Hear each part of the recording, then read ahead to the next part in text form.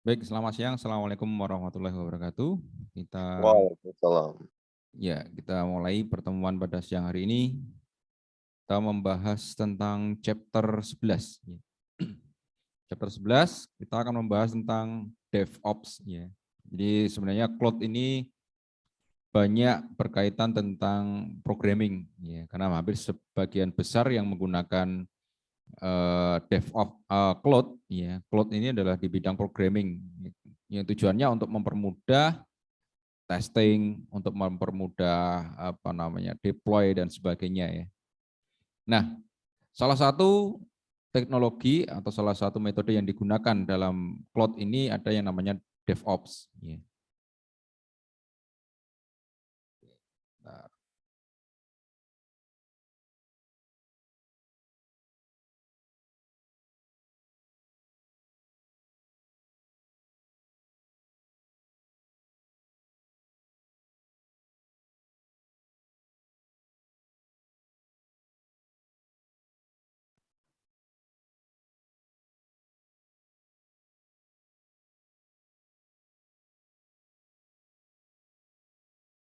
Oke, kita membahas terkait DevOps ya. DevOps ini sudah sering ya, saat ini hampir sebagian besar vendor-vendor yang bergerak di bidang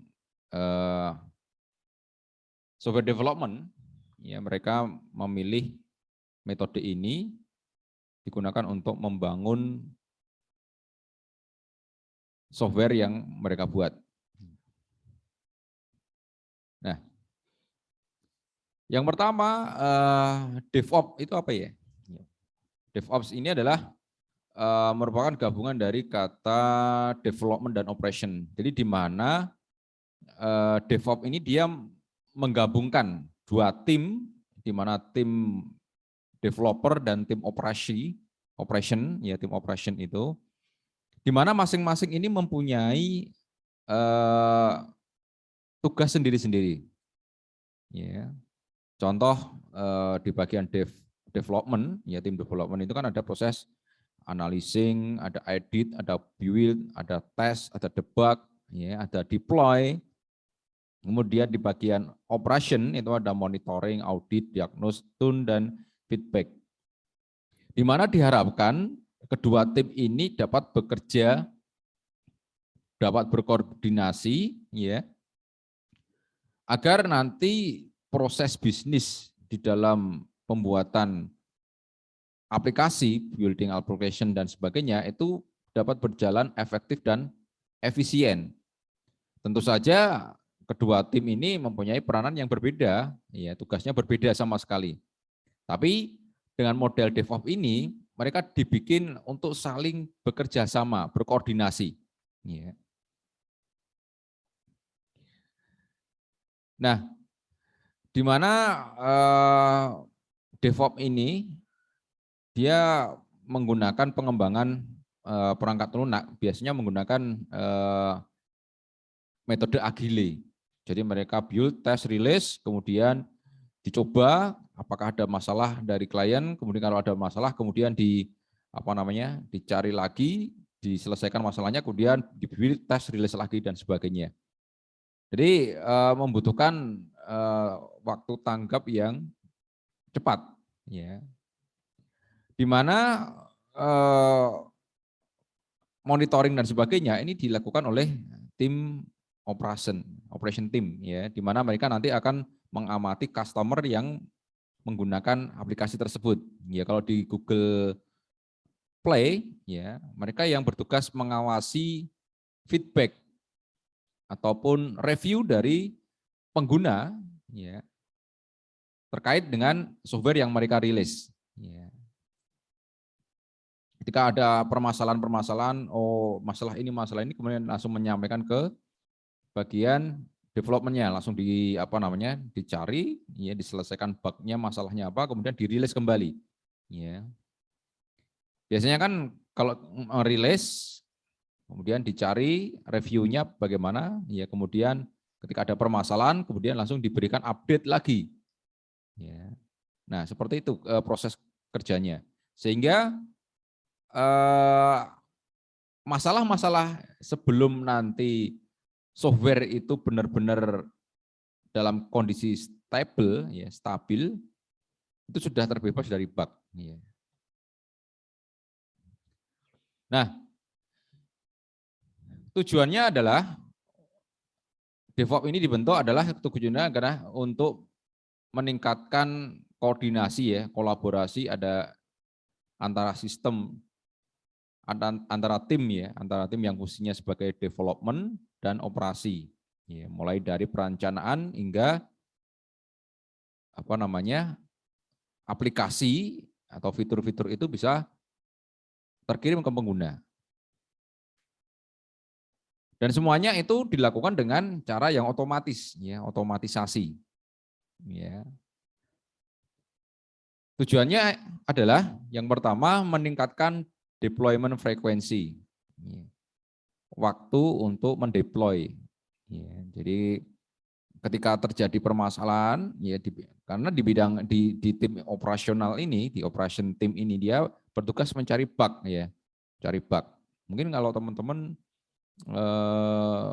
pernah ke software house, ya, di salah satu software house terkenal mungkin atau salah satu vendor game terkenal, ya.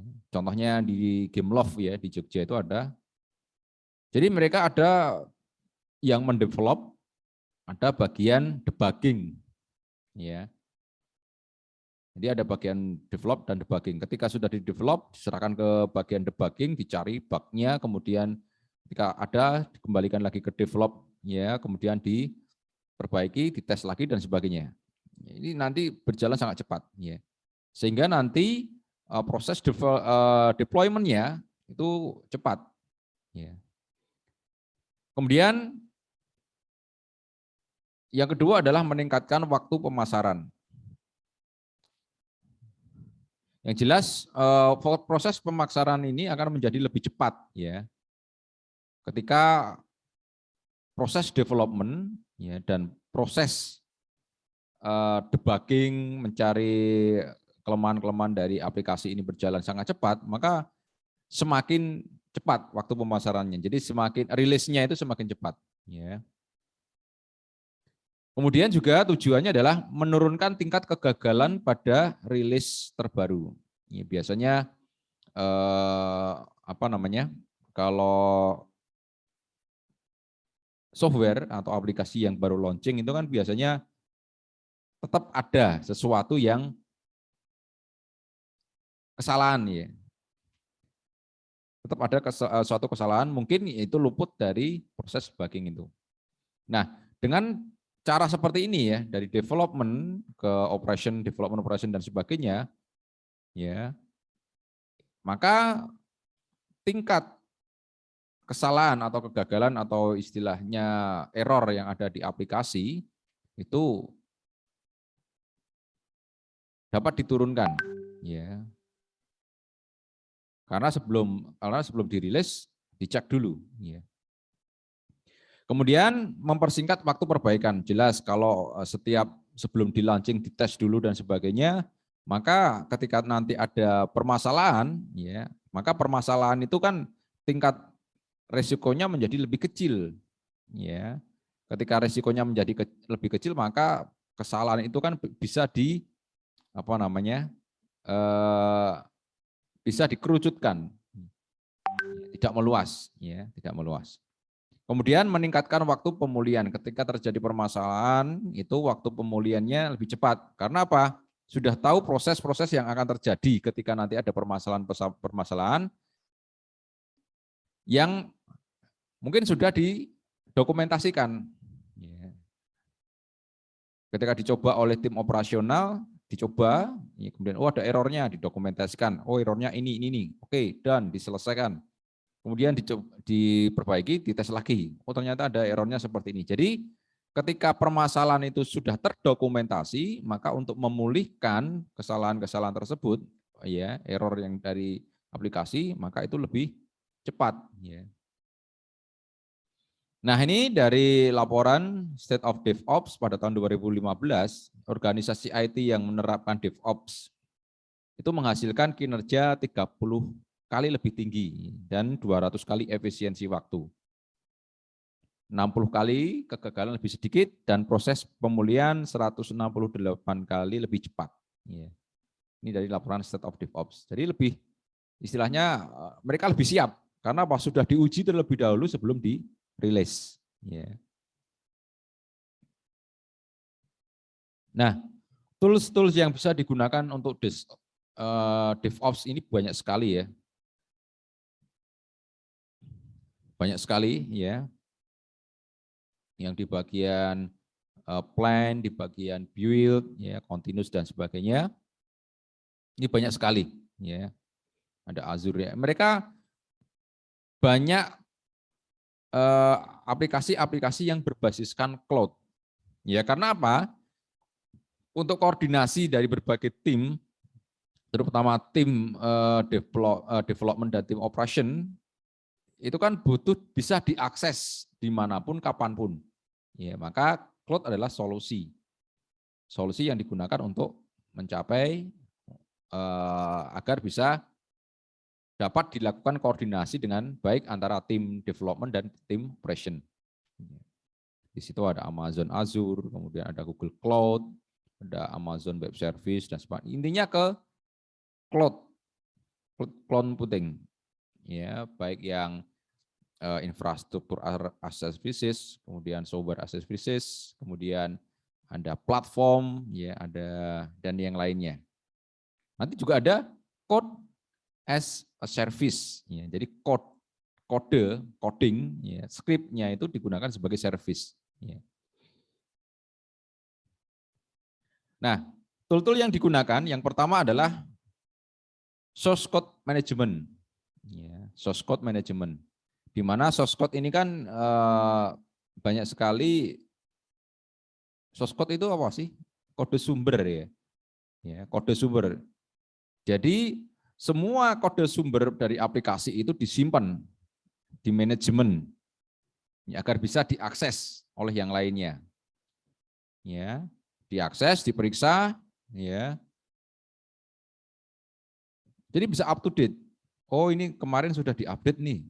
Ini yang update ini ketahuan, ya. Nah, contoh-contoh yang digunakan untuk SCM atau source code management itu ada Git, ada Subversion, ada CloudForce, ada Bitbucket, ada TFS. Jadi intinya semua kode program ya itu disimpan di situ. Ya, kemudian nanti yang bagian misalkan fitur ini ya istilahnya di manajemen ya. Jadi disimpannya di cloud. Jadi semua bisa mengakses ketika ada permasalahan langsung diselesaikan di situ semua. Ya. Kemudian ada build server ya. Build server ini adalah alat otomatisasi yang digunakan untuk mengcompile kode SCR yang tadi disimpan di ini ya, disimpan di apa source code management ini ya. Ke dalam basis kode yang dapat dieksekusi. Ya, ini bisa ditemukan seperti Jenkins, SonarQube, dan Artifactory dan sebagainya. Ini digunakan untuk mengcompile. Ya. Kemudian ada configuration management. Ya, configuration management ini adalah konfigurasi yang berguna untuk menetapkan konfigurasi pada server atau lingkungannya. Ya, jadi proses konfigurasinya bagaimana, ya, settingannya seperti apa, ya, itu diatur melalui configuration management. Ini tool-toolnya ada menggunakan Puppet, ada Chef dan sebagainya. Kemudian ada virtual infrastruktur, ya, ada web service ya, ada Amazon, ada Azure, yang contoh yang bisa digunakan sebagai untuk membuat mesin-mesin virtual. Ya. Yang kemarin teman-teman sudah apa namanya sedikit banyak sudah mengetahui terkait dengan PaaS ya, platform as a services. Di mana di situ Anda membuat virtual mesin yang diberikan atau diinstali sistem operasi, dinyalakan apa namanya diakses secara virtual di cloud ya. Kemudian di sana itu digunakan untuk ngetes, ya, digunakan untuk ngetes.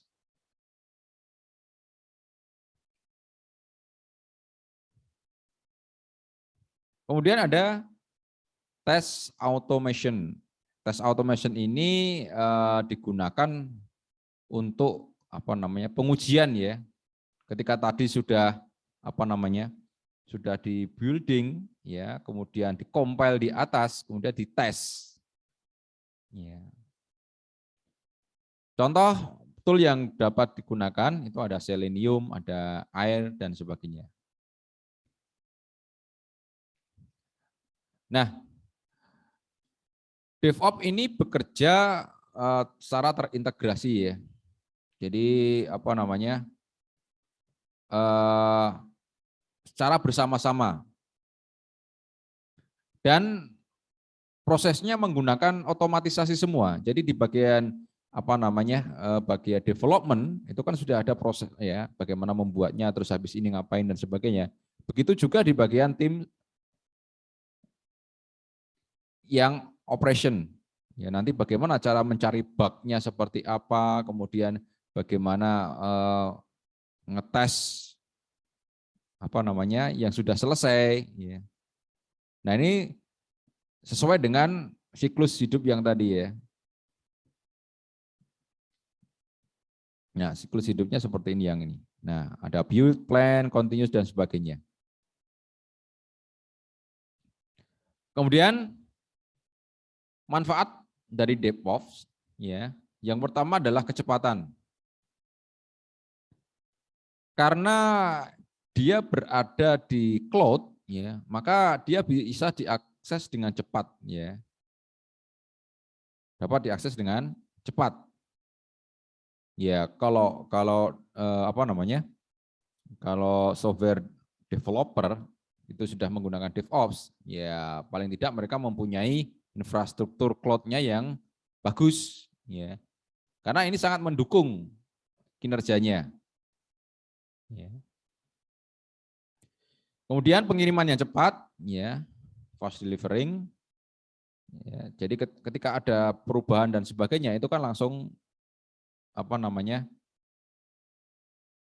diketahui, ya.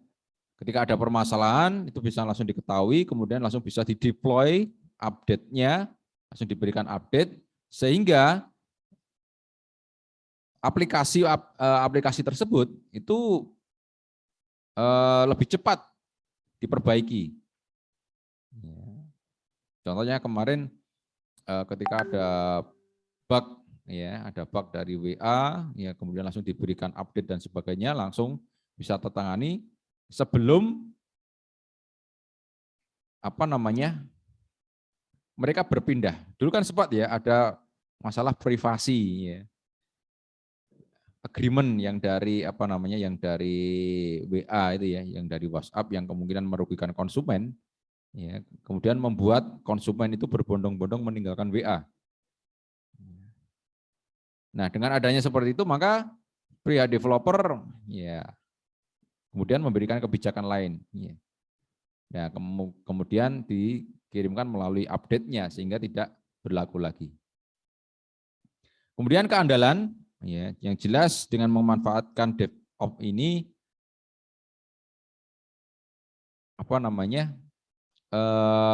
perubahan aplikasi dan perubahan infrastruktur itu dapat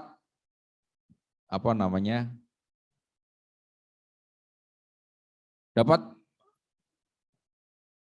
dipastikan, ya, kualitasnya itu bagus. Ya. Jadi ketika semua tim bekerja sama di sana nanti akan saling mengisi.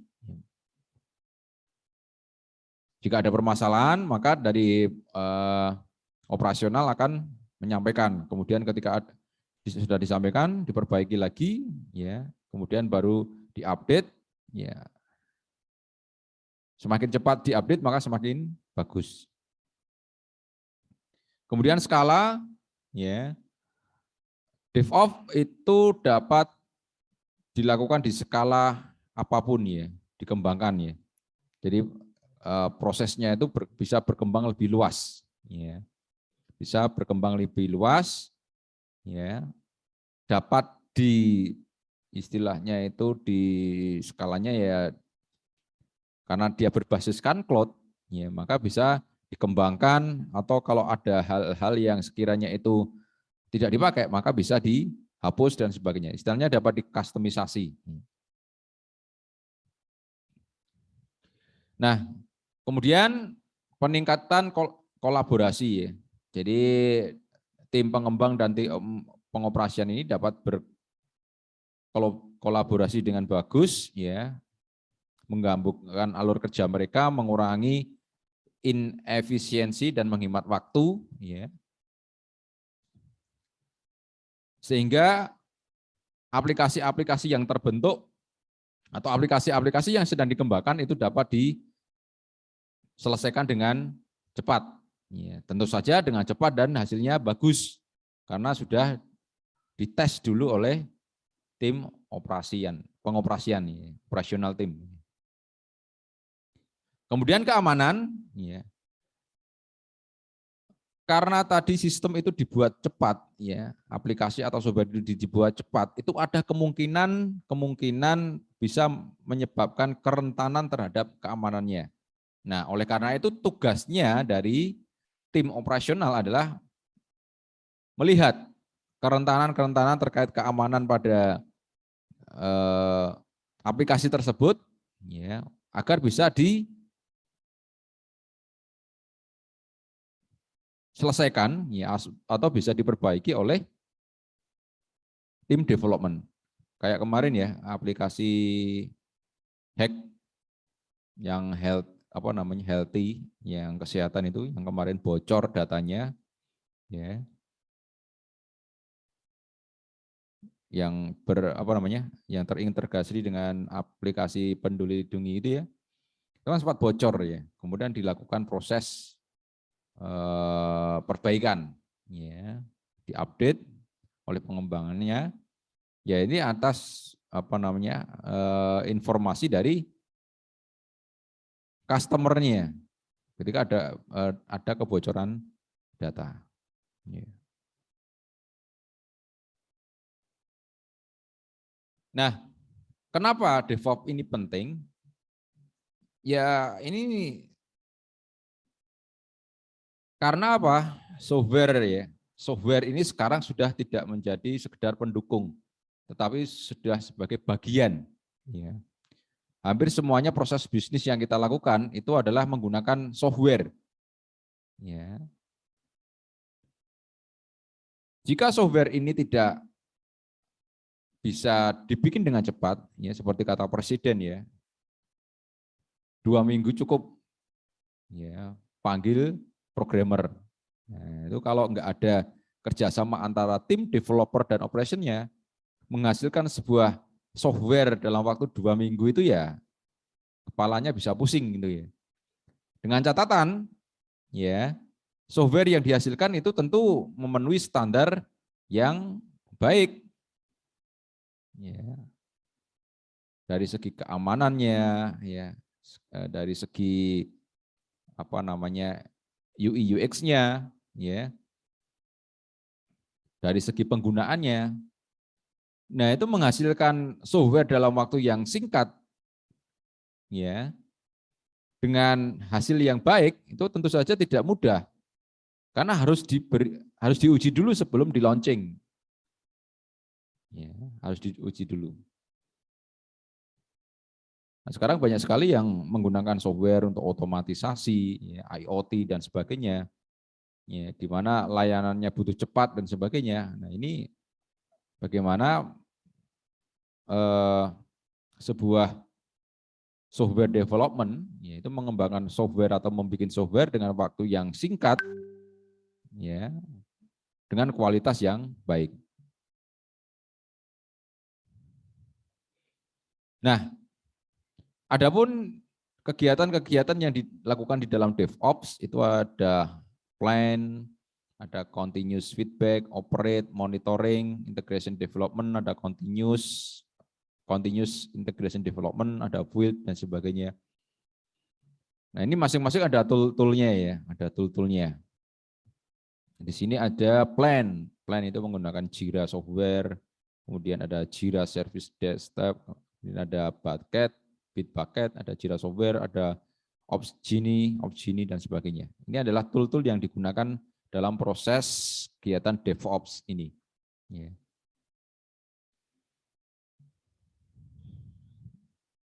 Yang pertama adalah continuous integration.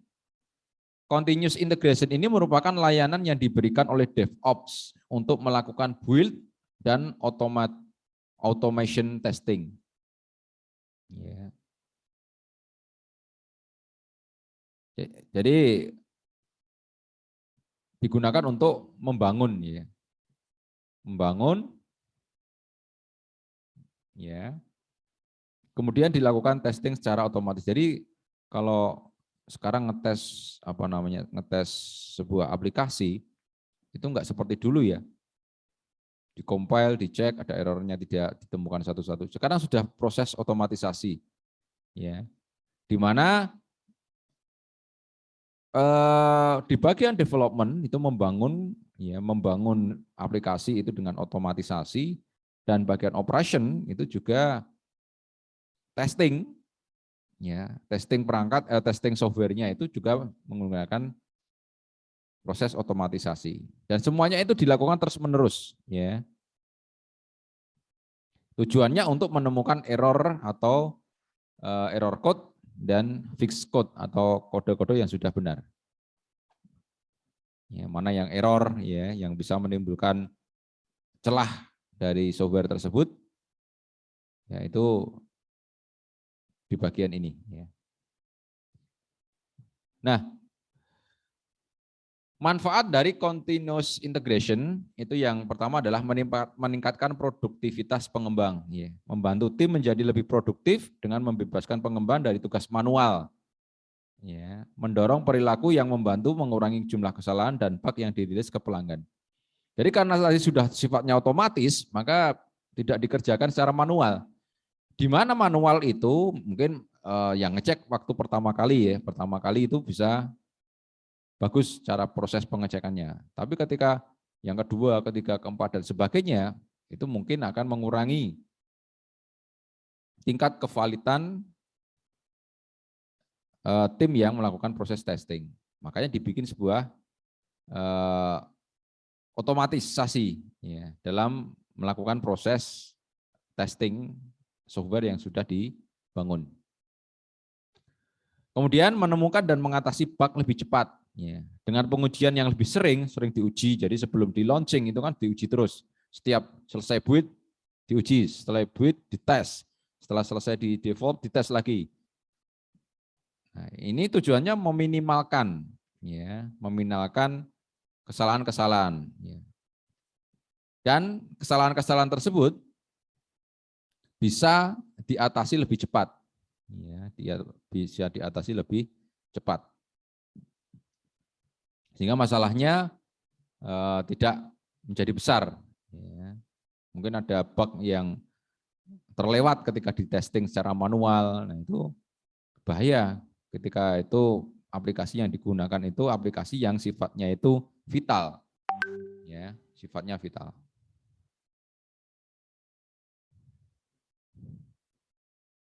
Oke. Terus kemudian yang ketiga, manfaat dari continuous integration itu adalah memberikan pembaruan lebih cepat. Ketika tadi bug, ketika tadi kesalahan itu ketemu lebih awal, kemudian diatasi lebih awal, maka ketika ada bug yang istilahnya lolos, ya, maka itu bisa dilakukan lebih cepat penanganannya. Sehingga untuk update ke pelanggan itu lebih cepat prosesnya. Tidak menunggu nanti ada masalah-masalah yang lainnya.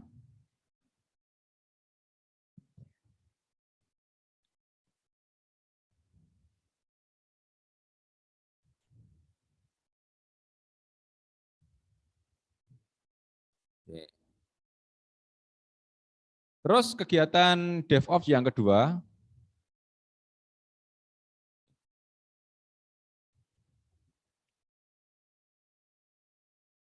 itu ada continuous delivery, ya. ada continuous delivery, ya.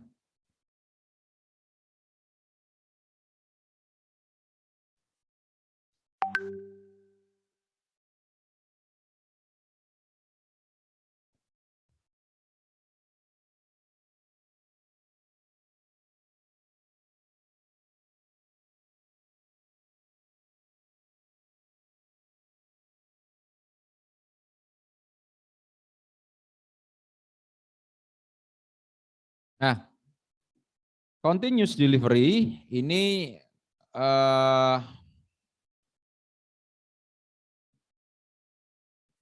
itu ketika terjadi perubahan, ya, istilahnya ketika terjadi perubahan aplikasi, kode aplikasi, ya, maka itu akan langsung di delivery. Tujuannya apa? Untuk proses updating. Jadi ketika ada perubahan langsung diupdate, perubahan langsung diupdate. Maka kita sering menemui ya aplikasi-aplikasi yang ada di Play Store itu, loh, kemarin baru aja diupdate, sekarang diupdate lagi. Nah, mungkin itu mereka menemukan bug-bug yang lain setelah melakukan proses updating. Jadi belum tentu proses updating itu ketika sudah diupdate itu lebih aman, itu belum tentu. Ya, bisa jadi ketika sudah diupdate di versi yang terbaru malah menimbulkan celah. Ya. Menimbulkan celah dari software yang update-nya terbaru tersebut. Nah, sehingga dibutuhkan update lagi. Ya. Walaupun aplikasi yang baru diupdate itu juga bisa dijalankan, nggak masalah. Ya.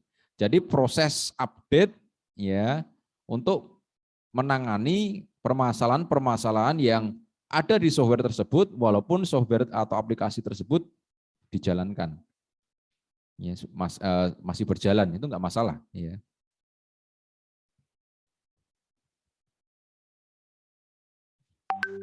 Nah, manfaat continuous delivery yang pertama adalah otomatisasi proses rilis perangkat lunak. Jadi ketika proses continuous delivery ini dilakukan, maka ketika ada kode-kode yang baru, maka otomatis akan langsung masuk ke ini, ya, masuk ke pembaruan, ya, pembaruan perangkat lunak dan sebagainya, ya. Sehingga ketika ada perubahan kode itu langsung otomatis dia akan merilis update-nya.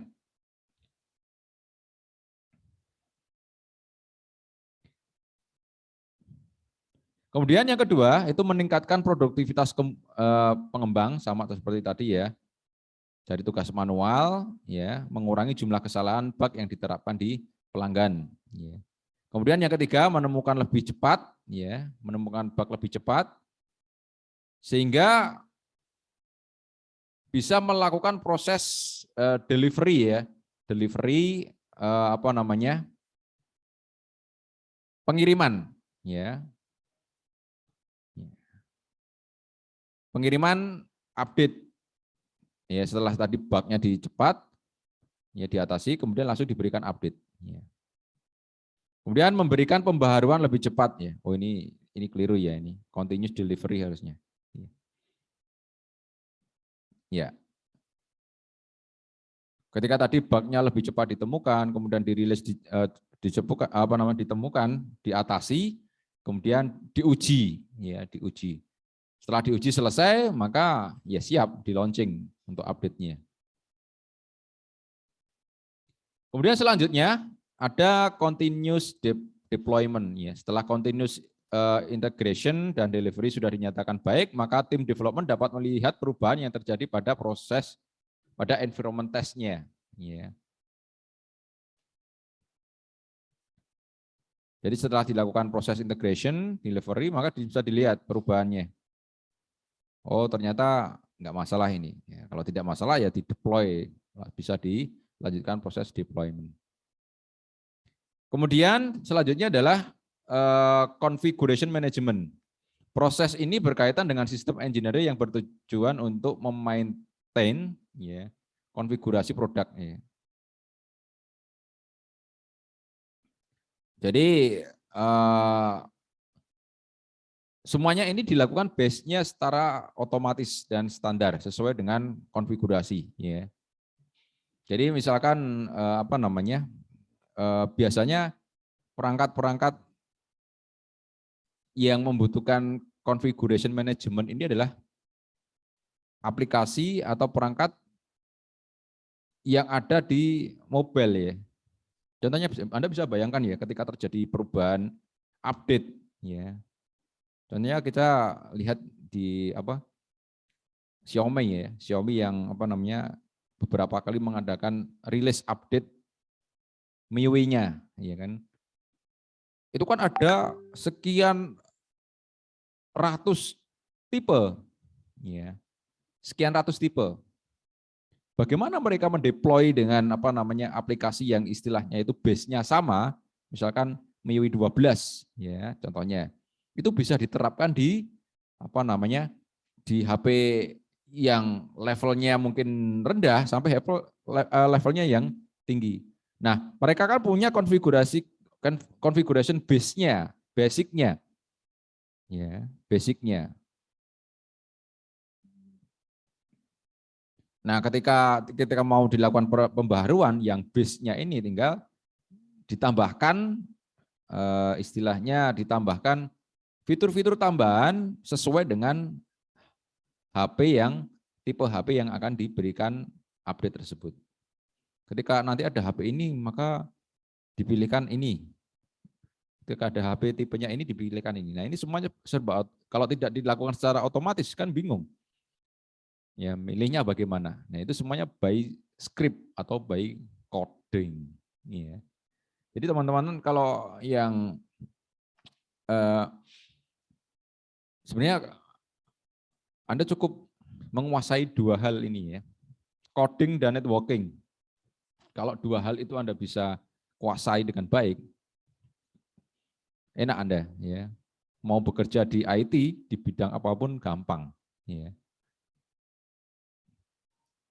Karena semuanya itu saling terkait ya. Sekarang coding itu enggak ada yang stand alone. Semuanya base networking ya, client server. Ya, semuanya client server. Itu membutuhkan ya pengetahuan terkait jaringan. Ya.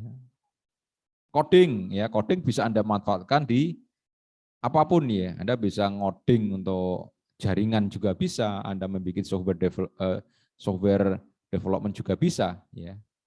Nah, kalau dua itu Anda kuasai, saya yakin Anda akan survive ini ya. Nggak akan menemui masalah kalau Anda berkecimpung di IT.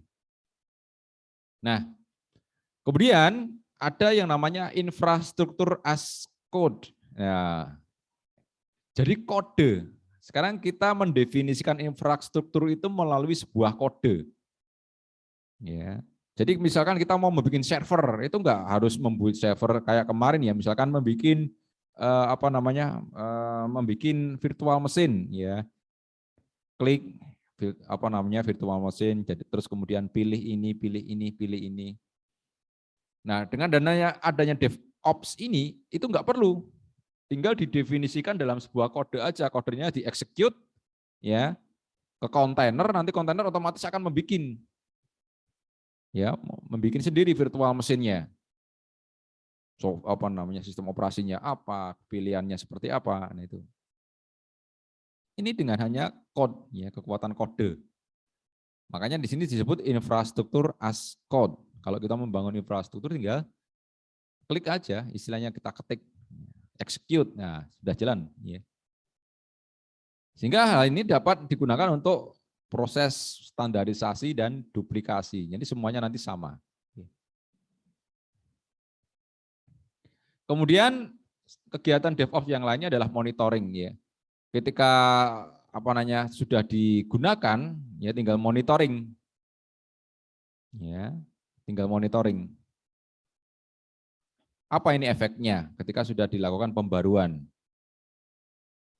Apakah nah tentu saja efeknya harus dilihat dari produknya dan penggunanya. Apakah produknya semakin jalannya bagus atau penggunanya. Ya kemarin pertama kali Windows 11 diluncurkan itu kan ada bug terkait dengan permasalahannya untuk AMD. Ya. Kemudian ada terkait bug yang membuat SSD menjadi lambat. Nah, terus kemudian dari Microsoft-nya membuat pembaruan ya, intinya untuk mengatasi masalah yang ada di AMD ya, dan SSD yang menjadi lambat. Ya, itu. Kemudian lodging, ya, ini centralized ya, centralized lodging. Ya. Istilahnya itu adalah log, ya, catatan kita. Kalau yang DevOps ini secara tersentral. Jadi ketika ada permasalahan apa, lognya itu tidak akan terpisahkan. Ya, jadi satu, sehingga proses dari building software atau aplikasi itu dapat diketahui riwayatnya atau rekamnya. Oh, pertama kali ada masalah ini, solusinya seperti ini. Oh, kedua ada masalah ini, solusinya ini. Ketiga ada masalah ini, solusinya ini. Nah, ini catatan ini sangat penting ketika di-develop secara cepat. Ya. Karena DevOps ini kan proses building dan sebagainya itu dilakukan secara cepat. Ya, menggunakan metodenya agile, ya. Istilahnya software development-nya menggunakan agile. Ya. Oke. Habis. Oke. Oke, ada pertanyaan teman-teman? Oke, kalau tidak ada, itu mungkin yang bisa saya sampaikan pada siang hari ini. Terima kasih. Oke, sebelum ada sih Pak. Ya. Belum ada yang ingin ditanyakan. Oke. Baik, kalau tidak ada, mungkin pertemuan pada siang hari ini saya cukupkan sekian. Terima kasih teman-teman. Saya akhiri. Assalamualaikum warahmatullahi wabarakatuh. Waalaikumsalam.